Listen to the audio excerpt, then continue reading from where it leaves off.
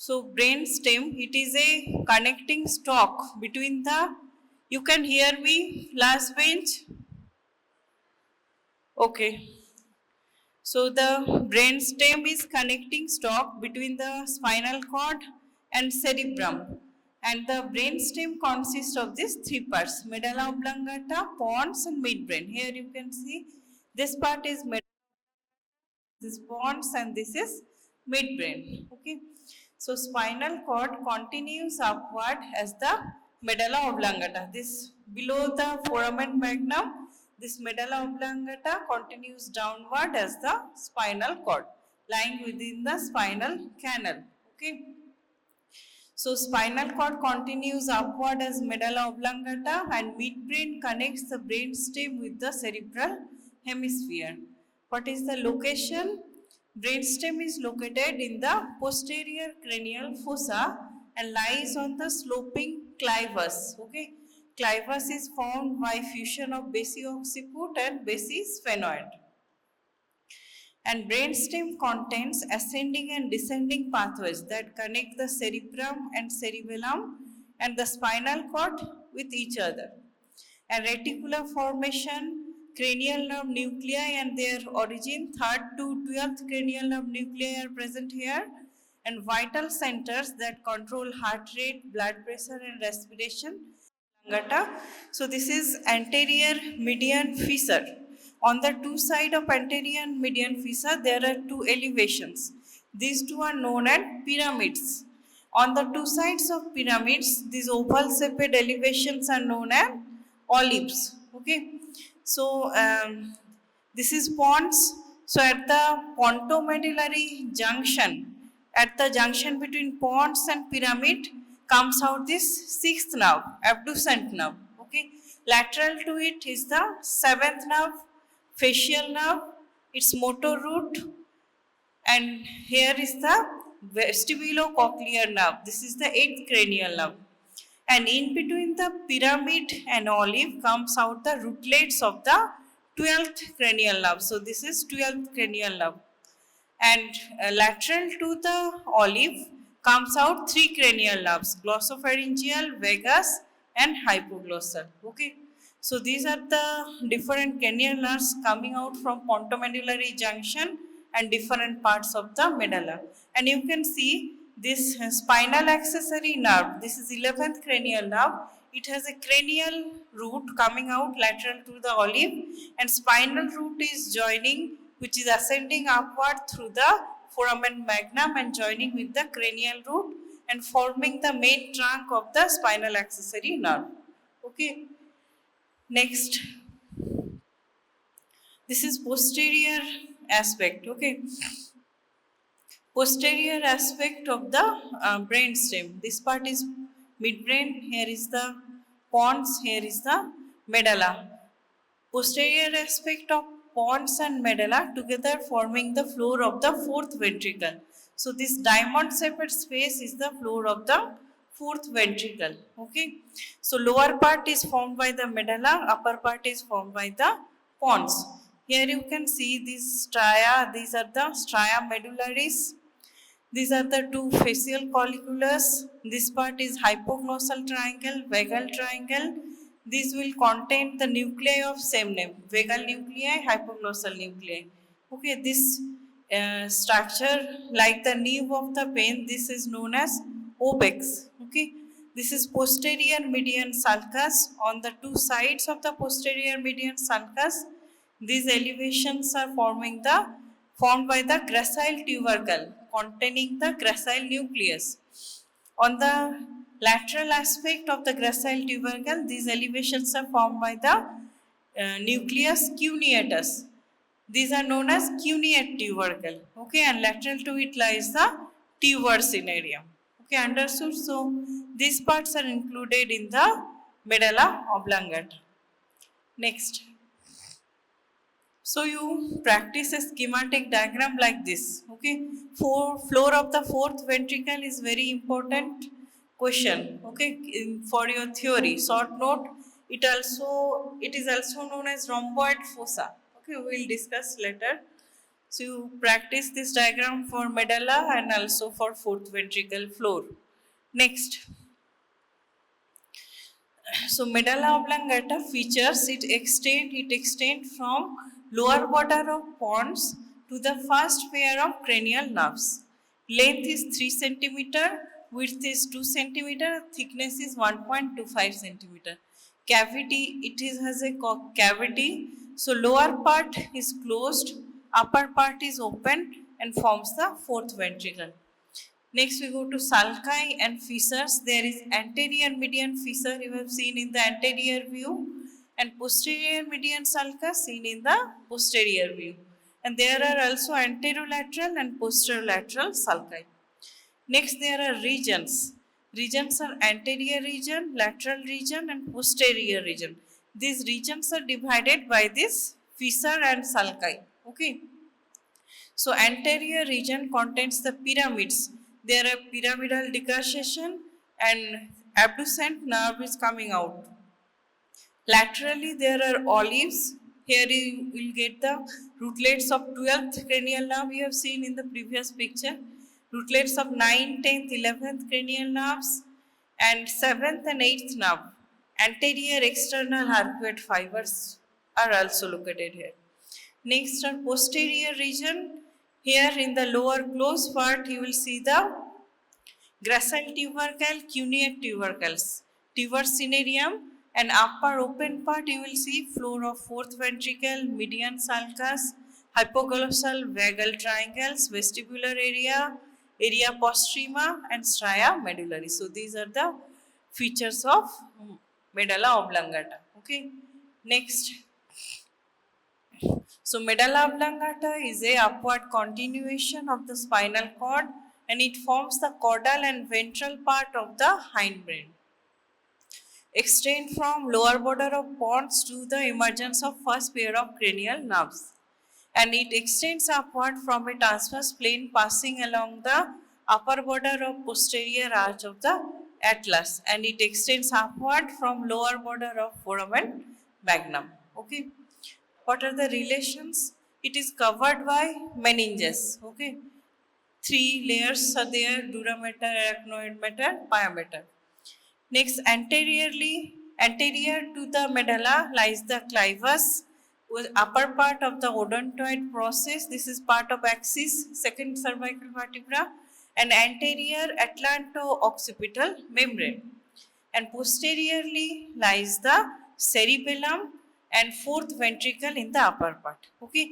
During judicial hanging, this odontoid process, it hits the medulla, where the vital centers of respiration and cardiac activity is located. So it will be injured and there will be sudden death of the patient. Okay. So that's why the relation is important. Odontoid process tears this ligament and it hits the medulla. Next we go to cavity of medulla oblongata. Cavity of medulla oblongata has two parts. Lower closed part as an upward continuation of central canal of the spinal cord, and upper open part. Open part is the expanded part from the lower part of the fourth ventricle. Thus, the medulla oblongata is divided into lower closed part and upper open part. These are the measures: length 3 centimeter, width is 2 centimeter at its widest part, and thickness is about 1.25 centimeter. Next, external features we will discuss in details. Okay. So medulla oblongata, external features are important for your viscera table. Okay, brainstem viscera is given, or also brainstem can be attached along with the brain visceras. Okay. So you will be asked in your viscera table external features, and internal features are important. Transverse sections at different levels that are important for your theory. It comes in your long question. Okay. So external features we will discuss now. Medulla oblongata has anterior ventral and posterior dorsal surfaces, and it is pyriform in shape. It is divided into right and left halves by the anterior median fissure and posterior median sulcus.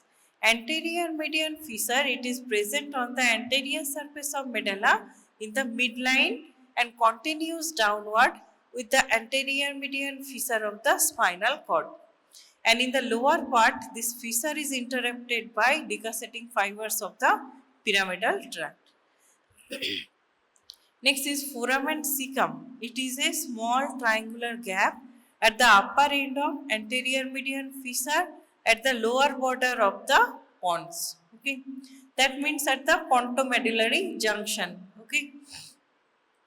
Next is posterior median sulcus. It is a narrow groove present in the midline at the posterior surface of close part of the medulla oblongata, and inferiorly it is continuous with the posterior median sulcus of the spinal cord. Okay, so sulci are mainly similar to the spinal cord. They are continuous with the different sulci of the spinal cord. And medulla oblongata also has anterolateral and posterolateral sulci that are direct upward continuation of similar sulci of the spinal cord. Next is regions. These sulci will divide the medulla oblongata into 3 regions. We have seen in the flow chart. So we will discuss the regions in details. So the medulla oblongata is divided into 3 regions: anterior region, lateral region, posterior region by the anterolateral and posterolateral sulci. Anterior region, it lies between the anterior fissure and anterolateral sulcus. There are pyramids. These are 2 elongated elevations, one on either side of the anterior median fissure, and these are produced by corticospinal pyramidal tract. Abducent nerve emerges between the upper end of pyramid and lower end of the pons.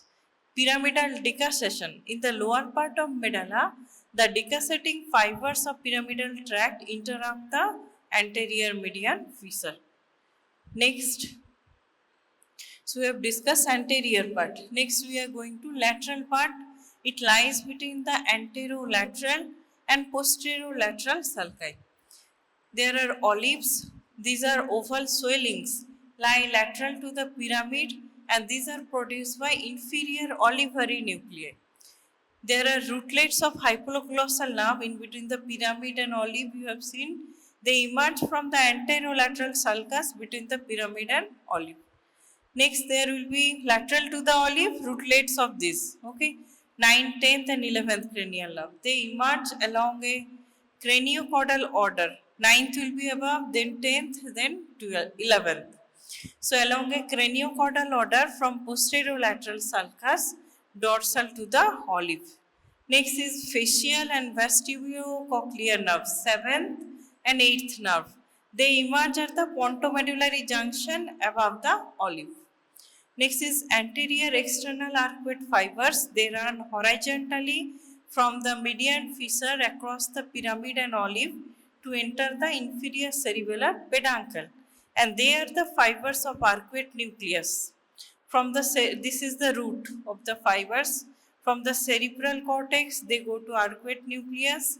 From there, anterior external arcuate fibers are going to inferior cerebellar peduncle into the cerebellum. That means these are mainly connections between the cerebral cortex and the cerebellum. Okay. Next we are going to posterior region. Posterior region of medulla is divided into 2 parts: upper lower closed part, upper open part. Upper open part is forming the lower part of 4th ventricle floor. So lower closed part lies between the posterolateral and posterior median sulci, and it is the upward continuation of fasciculus gracilis and fasciculus cuneatus. Gracile tubercle and cuneate tubercle, these are round elevations at the upper end of fasciculus gracile and cuneatus respectively, and the cuneate tubercle lies lateral and slightly rostral to the gracile tubercle, and these tubercles correspond to the nucleus gracilis and nucleus cuneatus. Okay. You will be asked to show these areas where these nuclei are located, okay, in your viscera table. So next is tuber cinereum. It lies lateral to the cuneate tubercle and it is produced by spinal tract of trigeminal nerve and the nucleus.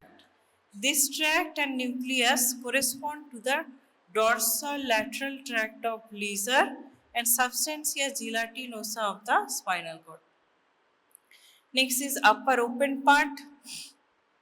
The upper parts of posterior region of medulla oblongata are open and forms the lower part of floor of fourth ventricle. Inferior cerebellar peduncles diverge and connect the cerebellum and medulla oblongata. And it shows this. There is median sulcus, two triangles you have seen in this picture, hypoglossal and vagal triangle.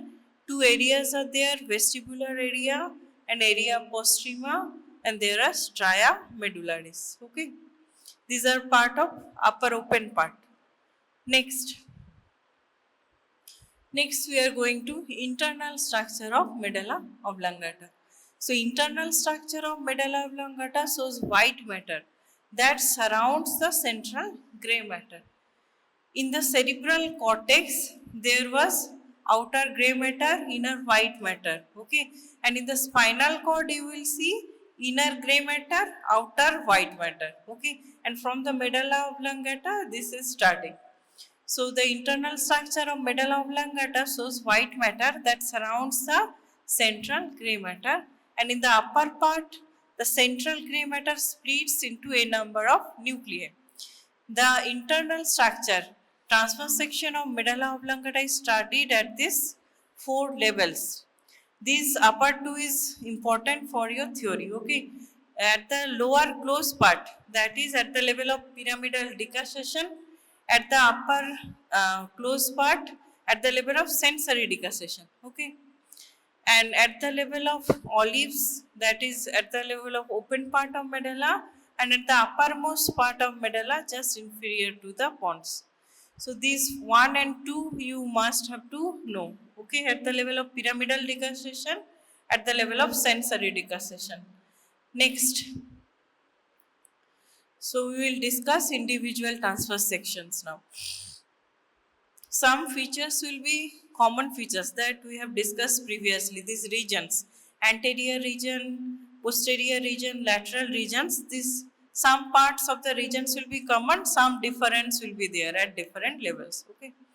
So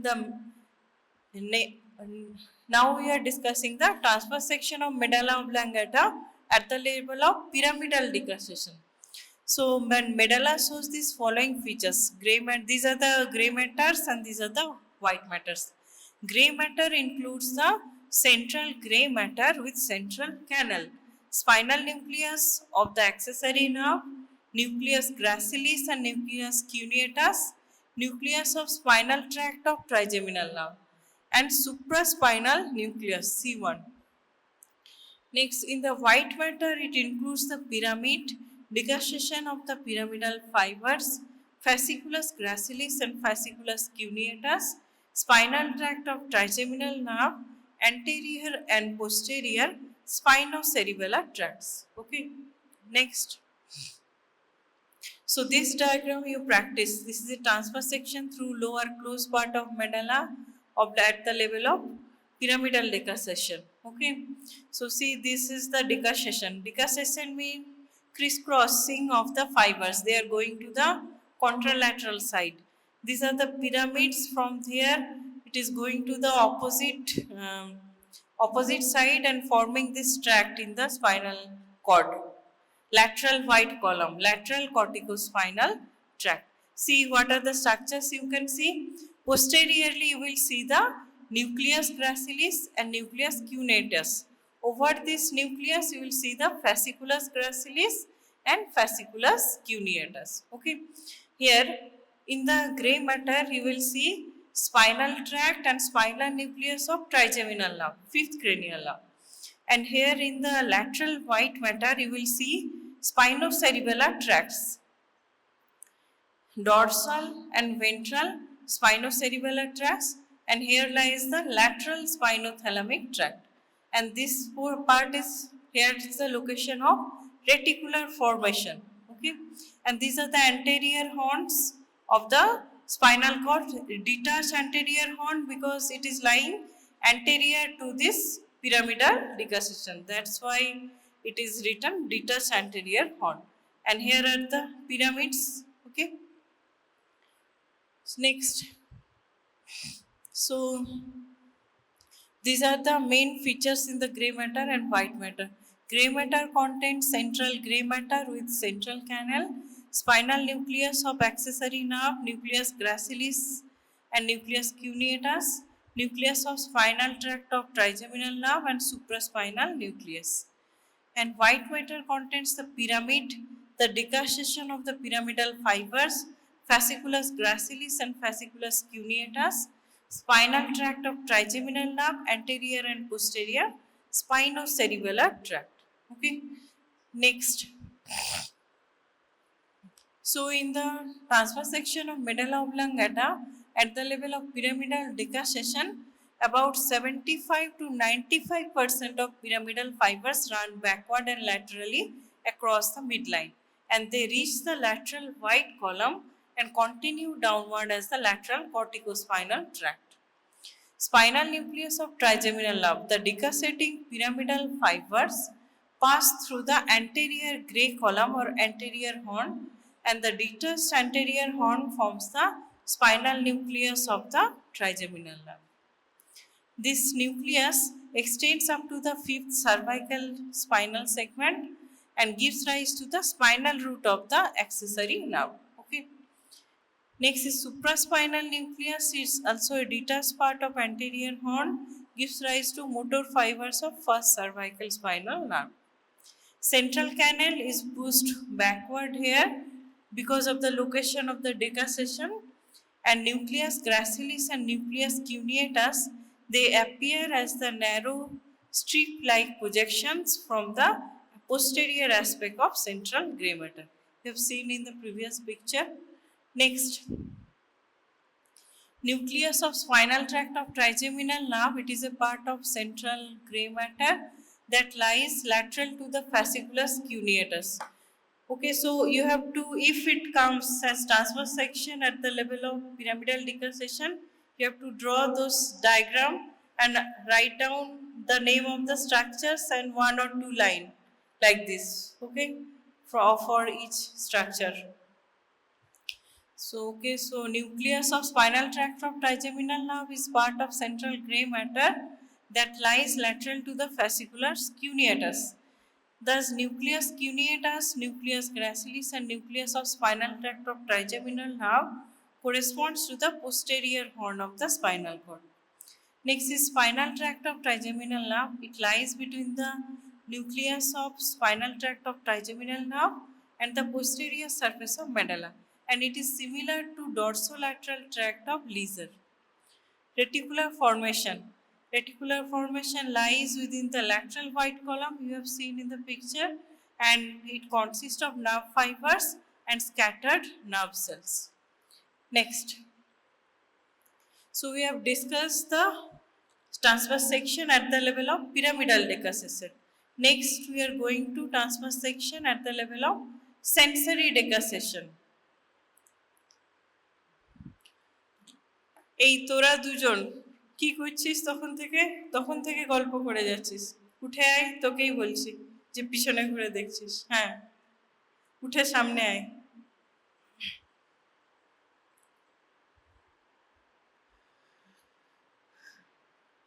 Okay, so we will be discussing transverse section of medulla oblongata at the level of sensory decussation. It shows these following features in the gray matter and white matter. Nucleus gracilis cuneatus, same as previous. Nucleus of spinal tract of trigeminal nerve, accessory cuneate nucleus, and central gray matter shows this nucleus. Hypoglossal nucleus, dorsal nucleus of vagus, nucleus tractus solitarius, and inferior olivary nucleus. Okay, these are located in the gray matter. Next is white matter.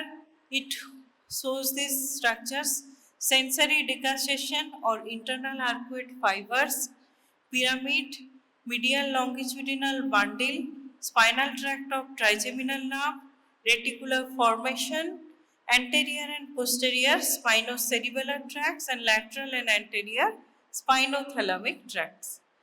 Next, so these structures you will see in the gray matter and white matter. Okay. Gray matter contains nucleus gracilis, nucleus cuneatus, nucleus of spinal tract of trigeminal nerve, accessory cuneate nucleus. This is extra here. Okay, accessory cuneate nucleus. And central gray matter, this is also different from the previous level. It contains hypoglossal nucleus, dorsal nucleus of vagus, nucleus tractus solitarius, and inferior olivary nucleus. Next, in the white matter, you will see the sensory decussation, pyramid, medial lemniscus, medial longitudinal bundle, spinal tract of trigeminal nerve, reticular formation, anterior posterior spinocerebellar tract, and lateral and anterior spinothalamic tracts. Next, so we'll discuss these individual structures in details.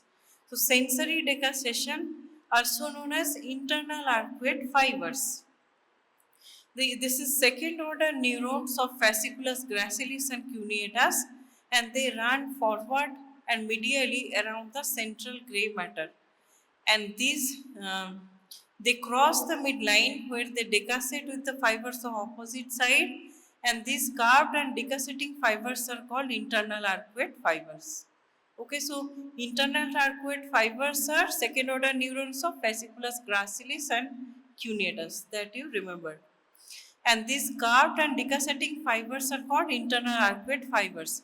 And further, they run upward as the medial lemniscus to terminate on the ventral posterolateral nucleus of thalamus. Okay, VPL. Okay. Next is nucleus gracilis and nucleus cuneatus. They increase in size at this level and they get separated from the central gray matter. Fibers of fasciculus gracilis and cuneatus, which carries sensation of conscious proprioception, discrimination, touch and vibration, they relay in nucleus gracilis and nucleus cuneatus. Also there is nuclei of spinal tract of trigeminal nerve and spinal tract of trigeminal nerve. These are get separated from the central gray matter. Next is pyramid. It contains the corticospinal fibers. Corticospinal means motor fibers. Okay, going from cerebral cortex to the spinal cord, then to the organs, different organs. So the corticospinal fibers pass through the anterior part of medulla, which produces the elevation called pyramid. Next, there is accessory cuneate nucleus. It lies dorsolaterally and receives the lateralmost fibers of fasciculus cuneatus, and that are derived from cervical segments of the spinal cord. And the infrared fibers from the accessory cuneate nucleus form the posterior external arcuate fibers. Okay, here we are getting internal arcuate fibers, here you are getting posterior external arcuate fibers. And these fibers pass through the inferior cerebellar peduncles of the same side of cerebellum as the cuneocerebellar tract, and they convey the proprioception from upper limb to the ipsilateral cerebellum. Okay. Next is central gray matter. It is small portion of gray matter that surrounds the central canal, and it contains this nucleus, hypoglossal nucleus, dorsal nucleus of vagus, nucleus tractus solitarius. Hypoglossal nucleus lie in the ventromedial part of central gray matter and gives rise to the hypoglossal nerve that supplies muscles of the tongue except palatoglossus. And dorsal nucleus of vagus lies dorsolateral to the hypoglossal nucleus, and it is the largest parasympathetic nucleus in the brainstem, gives rise to fibers of vagus that supply smooth muscles and glands of the thoracic and abdominal viscera and cardiac muscle, and it also receives general sensation from pharynx, larynx, esophagus and thoracic viscera. Next is nucleus tractus solitarius. It lies dorsolateral to the dorsal nucleus of vagus, and it is a sensory nucleus and receives taste sensation from the facial, glossopharyngeal and vagus nerves. Its efferent fibers terminate in the thalamus. Next is medial longitudinal bundle. It is a small compact bundle of fibers that interconnects the nuclei of 3rd, 4th, 5th and spinal nucleus of 11th cranial nerve and vestibular nucleus. It lies close to the midline, one on each side, anterior to the central gray matter. Next is reticular formation. It lies in the center of the ventrolateral part, in the lateral column. Next is anterior and posterior spinocerebellar and anterior and lateral spinothalamic tract traverse the anterolateral part of this section. Okay. Next. So we have completed at the transverse section at the level of sensory decussation. Next, we are going to the at the level of transverse section of medulla at the level of inferior olivary nucleus or olives. Okay, here it passes through the floor of the fourth ventricle and presents these following features in the gray matter and white matter. So here you will see in the gray matter hypoglossal nucleus, dorsal nucleus of vagus, nucleus tractus solitarius, inferior and medial vestibular nucleus, nucleus ambiguous, dorsal and ventral cochlear nucleus, nucleus of spinal tract of trigeminal nucleus, arcuate nuclei, and inferior olivary nuclei. White matter, you will see the inferior cerebellar peduncle, olivocerebellar fiber, stria medullaris or external arcuate fibers, and fibers of 9th, 10th and 11th cranial nerves and pyramidal tracts. Okay. Next. So these we will get in the grey matter and white matter at the level of olives, open part. Grey matter contains hypoglossal nucleus, dorsal nucleus of vagus, nucleus tractus solitarius, inferior and medial vestibular nuclei, nucleus ambiguous, dorsal and ventral cochlear nucleus, nucleus of spinal tract of trigeminal nerve, arcuate nuclei, and inferior olivary nuclei. And white matter contains these structures: inferior cerebellar peduncle, olivocerebellar fibers, stria medullaris or external arcuate fibers, fibers of 9th, 10th and 11th cranial nerves and pyramidal fibers. Okay. Next. So these are the extra features you will get at this level. So olivary nuclei, it lies just posterolateral to the pyramid and it is a mass of grey matter that consists of this following group of nuclei: inferior olivary nuclei, medial accessory olivary nuclei, dorsal accessory olivary nuclei, and these are the functions. So inferior olivary nuclei presents a crumpled bag-like appearance, and with the hilus facing medially, it forms surface elevations called olive. And medial accessory olivary nuclei, it lies between the medial lemniscus and inferior olivary nucleus. And dorsal accessory olivary nucleus lies dorsal to the inferior olivary nucleus. And these are the function. These nuclei receive fibers from the spinal cord and other parts of the brain, and they are efferent fibers from the olivocerebellar tracts, which cross the midline to enter the opposite cerebellum and through the inferior cerebellar peduncle also gives rise to the olivospinal tract. Next is arcuate nucleus. It is caudally displaced part of pontine nuclei and it lies on the anteromedial aspects of the pyramid. It receives fibers from cerebral cortex and they give rise to anterior external arcuate fibers that enter the cerebellum through the inferior cerebellar peduncle. Next is stria medullaris. Some fibers of arcuate nucleus pass posteriorly in the median plane and then turn laterally to run in the floor of the fourth ventricle to reach the cerebellum, and these fibers are called stria medullaris. Okay. Next is nucleus ambiguous. Nucleus ambiguous lies deep to the reticular formation. It gives efferent fibers to 9th, 10th, 11th cranial nerves to supply the muscle derived from the branchial arches. Other nuclei present in the floor of fourth ventricle in medulla is this following nuclei. Located from medial to lateral are the hypoglossal nuclei, provides elevation in the floor of fourth ventricle as hypoglossal triangle.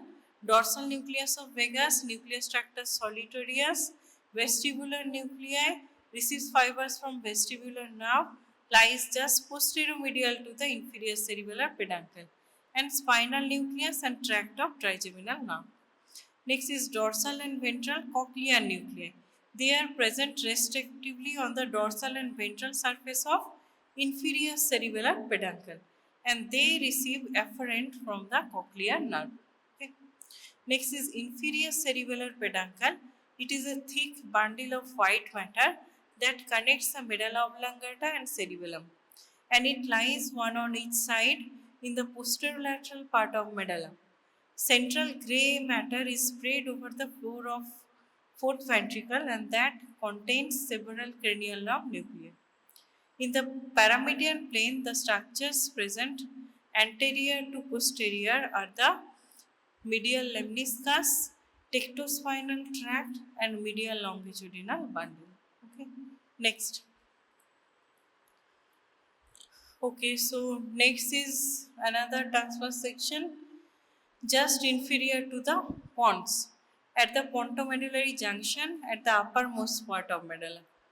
The features at this level are more or less similar to sections of medulla at the level of inferior olivary nucleus, that is open part through the floor of fourth ventricle.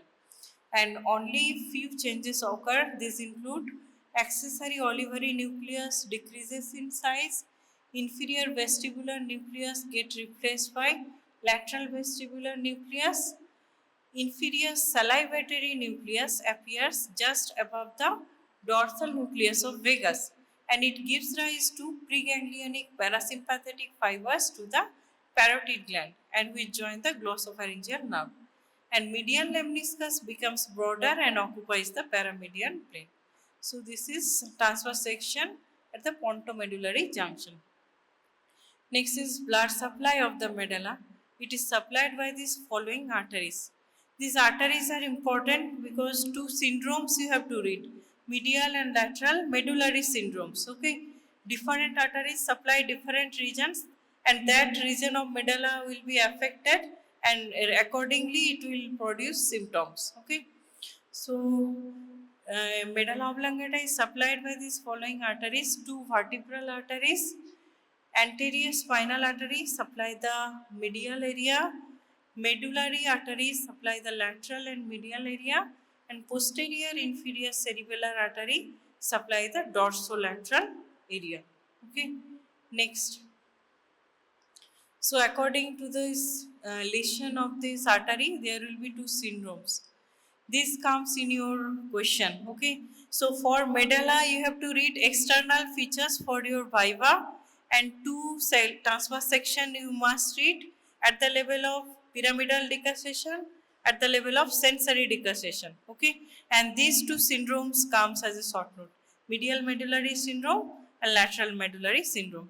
You have to know the transverse section, otherwise you will not understand which structure is damaged and what symptoms will be produced. Okay, so these vital centers, the vital centers of respiration and cardiac center, they are located in the lower part of the floor of fourth ventricle in the medulla oblongata. Hence, injury to the medulla oblongata may be fatal. Okay, I have discussed in judicial hanging, the odontoid process hits the medulla and there is destruction of these vital centers for respiration and cardiac center and that's why the death occurs. Okay, so we'll go to first syndrome, lateral medullary syndrome, also known as syndrome of Wallenberg, and it occurs due to posterior inferior cerebellar artery syndrome, occlusion of this artery. Cause is bulbar palsy, thrombosis of posterior inferior cerebellar artery, which is a branch of vertebral artery, and there will be lesion of dorsolateral part of medulla oblongata. These are loss of functions of dorsolateral part of medulla oblongata results in these following features. There will be lesion of spinothalamic tract. It leads to contralateral loss of pain and temperature sensation in the trunk and limbs. Spinal nucleus and tract of trigeminal nerve, it will lead to ipsilateral loss of pain and temperature over face. Nucleus ambiguous, ipsilateral paralysis of muscles of palate, pharynx and larynx. Inferior cerebellar peduncle and vestibular nuclei, it will lead to ipsilateral ataxia or loss of equilibrium and giddiness. Next, destruction of reticular formation and descending sympathetic fibers from hypothalamus, it will lead to Horner syndrome. Horner syndrome symptoms we have discussed: meiosis, ptosis, enophthalmos and hydrosis. Okay, and so these are the features of the lateral medullary syndrome. Next, we are going to medial medullary syndrome, also known as Dejerine syndrome, anterior bulbar syndrome. That was posterior bulbar palsy or posterior bulbar syndrome, you can say. And it occurs, anterior bulbar syndrome occurs also known as inferior alternating syndrome or hypoglossal alternating hemiplegia. Okay. Next, so this is summarization of lateral medullary syndrome. Causes thrombosis of posterior inferior cerebellar artery, pica, and lesion of dorsolateral part of medulla. And lesion of spinothalamic tract will lead to contralateral loss of pain, temperature of trunk and limb, spinal nucleus of and tract of trigeminal nerve, ipsilateral loss of pain, temperature of over face. Nucleus ambiguous, ipsilateral paralysis of muscles of palate, pharynx and larynx. And inferior cerebellar peduncle, ipsilateral ataxia, loss of equilibrium, and vestibular nuclei will lead to giddiness, and reticular formation and descending sympathetic fibers from hypothalamus, it will lead to Horner syndrome. Okay. Next, this is summarization of medial medullary syndrome. Here the cause is lesion of anterior spinal artery, and there will be lesion of paramedian region of the medulla. Lesion of pyramid will lead to contralateral hemiplegia. Lesion of medial lemniscus will lead to contralateral loss of vibration, position sense, and discriminatory touch sensation. And lesion of hypoglossal nucleus will lead to ipsilateral paralysis of muscles of the tongue. Okay. Next. So this is continuation of medial medullary syndrome. Cause is lesion of anterior spinal artery, which is branch of vertebral artery. Lesion of paramedian region of medulla oblongata. Effect will be loss of function of paramedian region of medulla oblongata, result in this following features. Lesion of pyramid will lead to contralateral hemiplegia. Pyramidal was corticospinal fibers, motor fibers, so there will be hemiplegia. Medial lemniscus lesion, it will lead to contralateral loss of vibration, position sense and discriminatory touch sensation. Hypoglossal nucleus lead to ipsilateral paralysis of muscle of the tongue. So these two are very important, medial and lateral medullary syndromes. Next, other clinical aspects are pseudobulbar palsy. It involves weakness of muscles controlled by corticonuclear fibers, and these muscles are supplied by 9 to 12th cranial nerve, 9, 10th, 11th and 12th. And there is paralysis of muscles of tongue, pharynx, palate, and this is upper motor neuron type of paralysis. Next is bulbar palsy. It is lower motor neuron type of paralysis affecting 7th to 12th cranial nerve nuclei and results in flaccid paralysis of muscles of face, pharynx, larynx, palates and tongue. Next, see here, this is the area, affected area in medial medullary syndrome due to lesion of Anterior spinal artery. See here, this is anterior spinal artery supplying this area. And dorsolateral part is involved due to involvement of posterior inferior cerebellar artery. So this area is involved in lateral medullary syndrome. Okay. So what structures will be involved? You can see in medial medullary syndrome, pyramidal tract, medial lemniscus, medial longitudinal bundle, and tectospinal tract. All these are involved in medial medullary syndrome, and also the hypoglossal nucleus. And in lateral medullary syndrome, the involved structures you can see, these are the dorsal nucleus of vagus, dorsal cochlear nuclei, nucleus tractus solitarius, nucleus ambiguus, ventral cochlear nuclei. Okay, and also involvement of this tract, dorsal and ventral spinocerebellar tract, lateral spinothalamic tract, with this vagus nerve may also be involved. Okay, so according to the area involved, there will be symptoms and there will be syndromes. Next, okay, that's all. So you read these two syndromes, very important. Okay, medial and lateral